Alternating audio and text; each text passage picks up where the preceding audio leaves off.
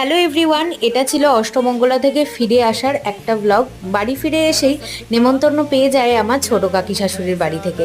সেখানে আমরা চলে যাই, মামনি, আমি আর রঙ্গন। সেদিন লাঞ্চটা আমরা ওই বাড়িতেই করেছিলাম।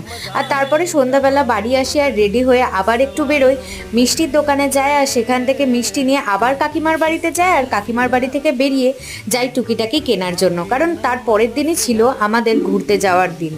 তারপর রাস্তা দিয়ে যেতে যেতেই দেখতে পাই যে মেলা বসেছে ওয়ামের মাঠে, কিন্তু এই মেলাটায় আমি আর যেতে পারলাম না, কারণ এত শর্ট টাইমের মধ্যে আর মেলায় যাওয়া সম্ভব হলো না। এই রাস্তা দিয়ে যেতে যেতে এই মেলার লাইটিংগুলো দেখে মনটা ভরালাম। কি আর করাবো বলো, এত শর্ট টাইম হলে তো আর কিছুই করার নেই। তারপর রাস্তা দিয়ে যেতে যেতে দেখলাম অনেক মানুষ টিভি দেখছে।